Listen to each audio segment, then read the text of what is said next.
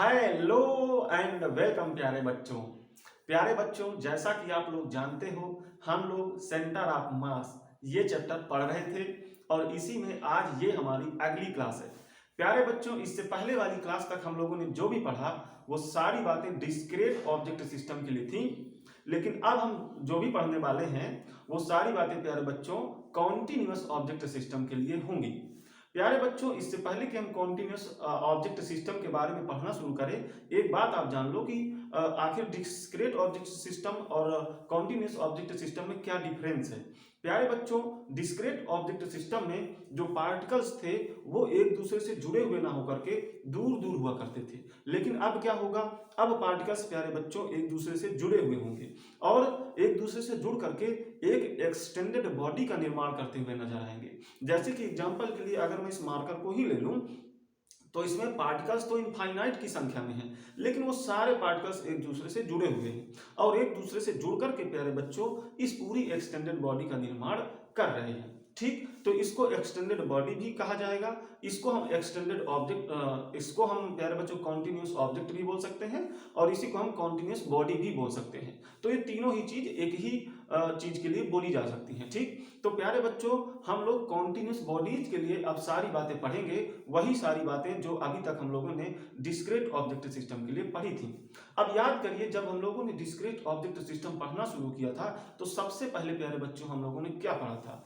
सबसे पहले हम लोगों ने यही पढ़ा था कि अगर हमारे पास कुछ इस तरीके का, मतलब किसी भी तरीके का कुछ डिस्क्रीट ऑब्जेक्ट सिस्टम हुआ करता था तो उस सिस्टम का जो सेंटर ऑफ मास है उसकी पोजीशन क्या है ये निकालना हम लोगों ने सबसे पहले सीखा था। तो प्यारे बच्चों यहां भी सबसे पहले यही पढ़ना है, मतलब किसी कॉन्टिन्यूस बॉडी का सेंटर ऑफ मास कहां पर है या किसी कॉन्टिन्यूस बॉडी के सेंटर ऑफ मास की पोजीशन क्या है, यही निकालना सबसे पहले हमें यहां भी सीखना है।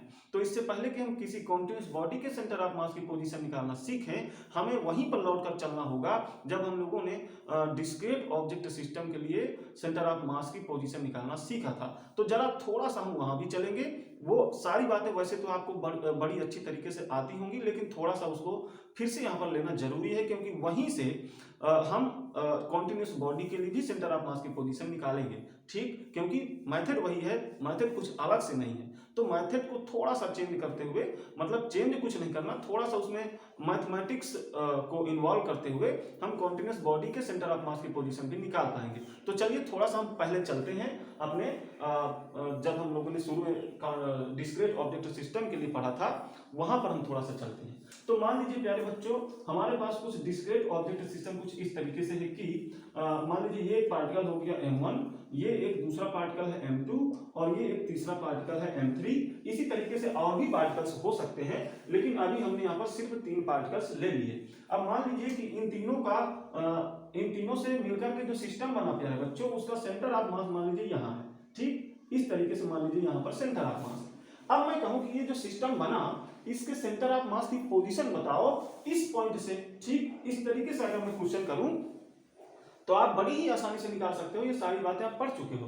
तो प्यारे बच्चों कैसे करेंगे, अगर यहां से बताना है ये तो ओरिजिन हो जाएगा, फिर है ना, ये तो ओरिजिन हो जाएगा और यहां से अब हमें कोऑर्डिनेट एक्सिस को भी जोड़ना पड़ेगा ताकि प्रॉपर्ली हम इनके पोजीशन से बता पाए। तो चलिए प्यारे बच्चों यहां पर हम कोऑर्डिनेट एक्सिस को भी जोड़ देते हैं। ये एक्स एक्सिस हो गया, ये वाई एक्सिस हो गया, यहां पर आप जेड एक्सिस को भी जोड़ सकते हो। ठीक है, तो प्यारे बच्चों इस तरीके से हमने कोऑर्डिनेट सिस्टम बना लिया। चलिए अब मैं मान लेता हूं कि सेंटर ऑफ मास की पोजीशन यहां से कुछ इस तरीके की है। पोजीशन वेक्टर हम ले लेते हैं RCOM वेक्टर। तो ये हो गई पोजीशन सेंटर ऑफ मास की इस पॉइंट से। ठीक प्यारे बच्चों, m1 की पोजीशन भी हम लिख लेते हैं। देखिए m1 के लिए हम पोजीशन लिख लेते हैं R1 वेक्टर।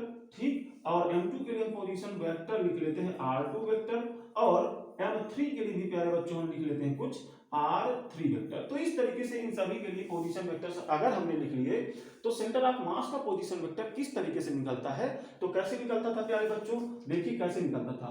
RCOM वेक्टर जो होगा वो होगा m1 R1 vector plus m2 R2 vector plus m3 R3 vector plus अगर और भी पार्टिकल्स हैं इस सिस्टम में तो उनको भी इसी तरीके से आगे जोड़ते जाना है प्यारे बच्चों। ठीक है, और नीचे में टोटल मास, इस सिस्टम में सभी पार्टिकल्स को मिलाकर के जितना भी टोटल मास बनेगा उसको यहाँ पर नीचे रख देना है प्यारे बच्चों, ठीक है। तो इस तरीके से किसी डिस्क्रीट ऑब्जेक्ट सिस्टम में सेंटर ऑफ मास की पोजीशन निकाली जाती थी। अब मैंने बताया था कि आर वेक्टर तो सारी ही चीजें बता देता है पोजीशन के बारे में एक साथ ही, लेकिन अगर मुझे अलग अलग निकालना हो कि एक्स कोऑर्डिनेट क्या होगा, वाई कोऑर्डिनेट क्या होगा, जेड कोऑर्डिनेट क्या होगा, तो इसके लिए भी हमने पढ़ा हुआ है। एक्स सी ओ एम अगर मुझे निकालना हो यानी एक्स कोऑर्डिनेट निकालना हो तो कैसे निकालेंगे, m1x1 plus m2x2 plus m3x3 plus आगे भी अगर आपके पास और भी पार्टिकल्स हैं, हमने तो यहाँ m3 तक ही ले रखा है, मान लेते हैं कि और भी पार्टिकल्स हैं तो उनको भी इसी तरीके से आगे जोड़ते जाएंगे और यहाँ पे प्यारे बच्चों टोटल मास, ठीक है, यहाँ पे टोटल मास। और इसी तरीके से अगर YCOM निकालना हो तो x1 x2 x3 की जगह y1 y2 y3 रख लेंगे, अगर ZCOM निकालना हो तो z1 z2 z3 रख लेंगे। तो ये सारी बातें हम लोग पढ़ चुके हैं। ये सारी बातें कब के लिए थी, जब सिस्टम डिस्क्रीट हुआ करता था। लेकिन प्यारे बच्चों अब यहीं से कुछ रिलेट करते हुए हम कॉन्टिन्यूस बॉडीज के सेंटर ऑफ मास की पोजीशन भी निकाल पाएंगे।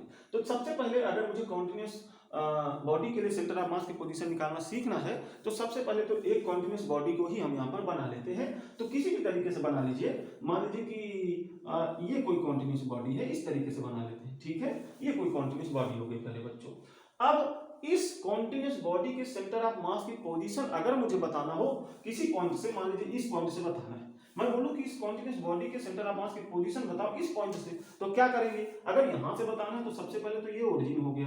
अब यहां से कोऑर्डिनेट एक्सिस को भी हम जोड़ लेंगे, ये एक्स एक्सिस ये वाई एक्सिस, इस तरीके से, ठीक। अगर ये इसमें लंबाई चौड़ाई और ऊंचाई सब चीज है तो आप यहाँ पे जेड एक्सिस को भी बना सकते हो। हम मान लेते हैं कि ये 2 डायमेंशनल बॉडी है, ठीक है, आप 3D में ले सकते हो, कोई दिक्कत नहीं है, वहां पे तीनों एक्सिस को बना लेना पड़ेगा। चलो, तो इस तरीके से अगर प्यारे बच्चों हैं, मान लीजिए अब हमें करना क्या है, अब करना ये था कि इस कॉन्टिन्यूस बॉडी के सेंटर ऑफ मास की पोजीशन मुझे बताना था यहां से, ठीक प्यारे बच्चों। तो अगर मैं मानूं कि इस कॉन्टिन्यूस बॉडी के सेंटर ऑफ मास कुछ यहां पर है, अगर ऐसा मैं मान लेता हूं यहां पे, ठीक, तो इसका जो पोजीशन वेक्टर है अगर मैं मान लूं प्यारे बच्चों यहां पर मानिए ये, तो अगर इसका पोजीशन वेक्टर हम RCOM वेक्टर माने तो मुझे RCOM वेक्टर ही निकालना है। चलिए अब कैसे निकालें, अब ये चीज तो कब के लिए था, जब पार्टिकल्स दूर दूर हुआ करते थे, या मैं कहूं कि जब सिस्टम डिस्क्रीट हुआ करता था। लेकिन यहाँ पे क्या है, जहां पे प्यारे बच्चों एक पूरी कॉन्टिन्यूस बॉडी है, यहाँ पे पार्टिकल्स आपको अलग अलग नजर नहीं आ रहे, तो कैसे करें प्यारे बच्चों। तो चलिए जरा देखते हैं, देखिए इन पार्टिकल्स को मिलाकर के जो सिस्टम बन रहा है उस सिस्टम के ये कंपोनेंट्स कहे जा सकते हैं प्यारे बच्चों, ठीक। मैं ये बोल सकता हूं कि इन पार्टिकल्स को मिलाकर के जो सिस्टम बना हुआ है तो m1 m2 और m3 उस सिस्टम के कंपोनेंट्स हैं, ऐसे मैं बोल सकता हूं। अगर और भी पार्टिकल्स हैं तो उनको भी मैं यही बोल सकता हूं कि जो भी सिस्टम बनेगा वहां पर उनके ये कंपोनेंट्स हैं प्यारे बच्चों, ठीक। तो m1 m2 m3 m4 m5 ये क्या है, ये सिस्टम के कंपोनेंट्स है, ऐसा मैं बोल सकता हूं।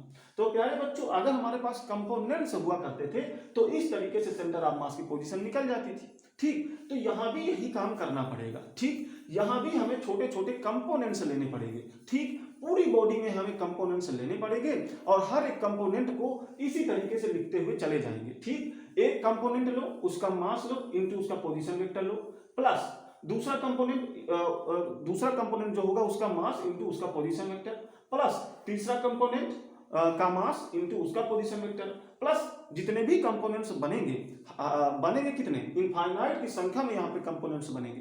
प्यारे बच्चों कंपोनेंट बिल्कुल इतना छोटा से छोटा होना चाहिए, जितना छोटा से छोटा आप ले सको, ठीक है, इतना छोटा से छोटा कंपोनेंट यहाँ पर हमें लेना चाहिए, ठीक। तो अगर छोटा से छोटा हम लें बिल्कुल 10⁻�0 इतना छोटा, तो अगर ऐसा कंपोनेंट हम लेंगे तो इनफाइनाइट की संख्या में ये नंबर मिलेगा प्यारे बच्चों, ठीक। तो चलिए देखते हैं, हम कोई एक कंपोनेंट यहाँ पर पहले लेकर देखते हैं और देखते हैं कि यहाँ पे सेंटर ऑफ मास की पोजीशन कैसे निकलेगी। देखिए हम मान लेते हैं कि यहाँ पे एक कंपोनेंट कुछ इस तरीके से है और इसका मास कुछ dm है, ठीक, dm, मैं यहाँ पर लिख देता हूँ dm। अब ये डी लगने का मतलब ये है कि ये बहुत ही छोटा मास है, बिल्कुल छोटा सा, ठीक, जितना छोटा आप ले सको, ठीक, ऐसा।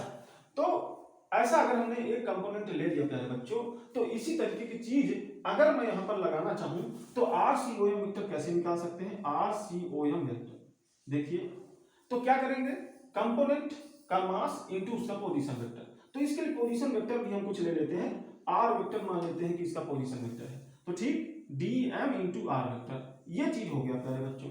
अब आगे फिर हम एक कंपोनेंट लेंगे और उसके लिए भी यही काम करेंगे, उसका मास इंटू उसका पोजीशन वेक्टर, फिर प्लस करके यहाँ लिख देंगे, फिर आगे प्लस करके तीसरा कंपोनेंट का मास इंटू उसका पोजीशन वेक्टर। इसी तरीके से हम आगे लिखते चले जाएंगे, अपान में टोटल मास कर लेंगे।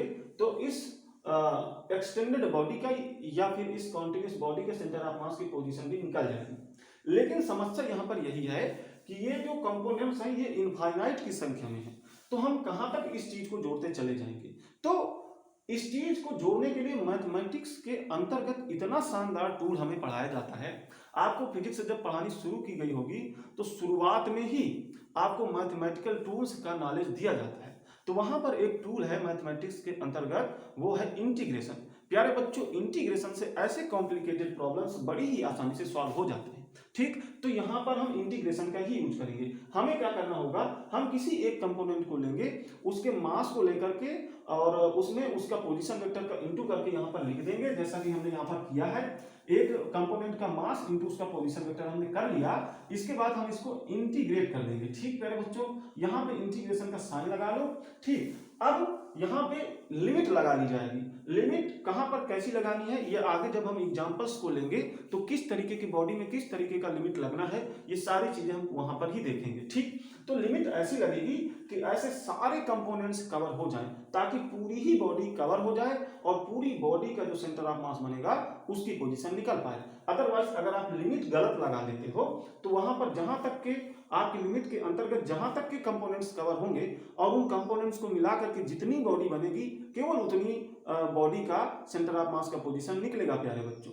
तो ऐसी लिमिट लगाना है कि पूरी बॉडी के कंपोनेंट्स कवर हो जाएं उसी लिमिट के अंदर प्यारे बच्चों, ताकि पूरी बॉडी कवर हो जाए। ठीक, चलिए अब इस तरीके से हम लिमिट लगाएंगे और लिमिट लगाना क्वेश्चन में ही आपको पता चलेगा। ठीक प्यारे बच्चों, तो अभी यहाँ पर लिमिट मत लगाइए, अभी आप केवल ये समझिए कि हमें ऐसे कॉम्प्लिकेटेड प्रॉब्लम्स को इंटीग्रेशन के द्वारा ही सॉल्व करना है। तो इंटीग्रेशन का साइन लगा लीजिए, अपान में टोटल मास प्यारे बच्चों।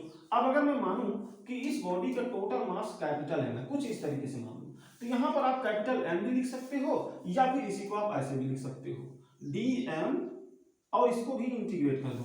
तो जब इंटीग्रेशन में ऐसी लिमिट लग जाएगी कि इस पार्टिकल के इस बॉडी के सारे ही कंपोनेंट्स कवर हो जाएंगे, तो सारे कंपोनेंट कवर होने का मतलब क्या है कि पूरी बॉडी ही कवर हो गई, तो पूरी बॉडी का मास यहाँ पर नीचे आ जाएगा। ठीक, तो इस तरीके से ये हो गया।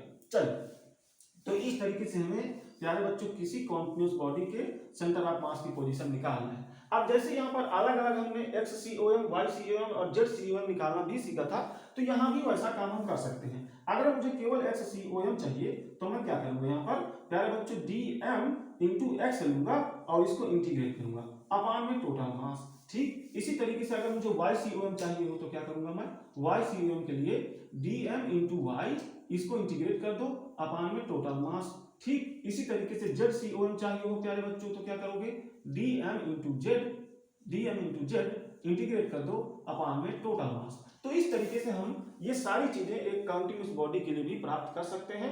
वहां पे हमें किस चीज का यूज करना होगा, इंटीग्रेशन का यूज करना होगा। क्यों करना होगा, क्योंकि यहाँ पे ऐसे कंपोनेंट्स इनफाइनाइट की संख्या में होंगे, और अगर ऐसी कॉम्प्लिकेटेड प्रॉब्लम्स हो कि कंपोनेंट्स इनफाइनाइट की संख्या में हो तो उनको अलग अलग इनफाइनाइट तक जोड़ना संभव नहीं हो पाएगा। जैसे यहाँ पर हमने जोड़ा था, ठीक, तो कहाँ तक जोड़ते चाहेंगे, नहीं जोड़ सकते। तो ऐसी चीजों को जोड़ने के लिए हमारे पास क्या है, इंटीग्रेशन। ठीक, इंटीग्रेशन भी क्या बताता है, जोड़ने को ही बताता है। तो ये ऐसे कंपोनेंट्स में जो भी मास मोमेंट्स मिलेंगे उन सभी के मास मोमेंट्स को इनफाइनाइट तक ऐड कर देगा। ये क्या है, ये मास मोमेंट से ही तो है ऊपर लिखे हुए हैं, ये m1 का मास मोमेंट, ये m2 का, ये m3 का मास मोमेंट। ठीक, तो इसी तरीके से ये मास मोमेंट्स का सम टोटल में ऊपर जो भी बनेगा वो ला देगा। ठीक, ये इंटीग्रेशन। तो इस तरीके से प्यारे बच्चों हम इसको सॉल्व करना था। देखिए ये तो हो गया कि हमें किस तरीके से किसी कॉन्टिन्यूस बॉडी के लिए सेंटर ऑफ मास की पोजीशन निकालना है। अब हम अपने इसी चीज को अब हम अपने क्वेश्चंस में, अपने डेरिवेशंस में यूज करेंगे प्यारे बच्चों। तो चलिए इसको नोट कर लीजिए, फिर हम आगे यहाँ पर बढ़ेंगे प्यारे बच्चों। ठीक, तो इसको नोट करिए।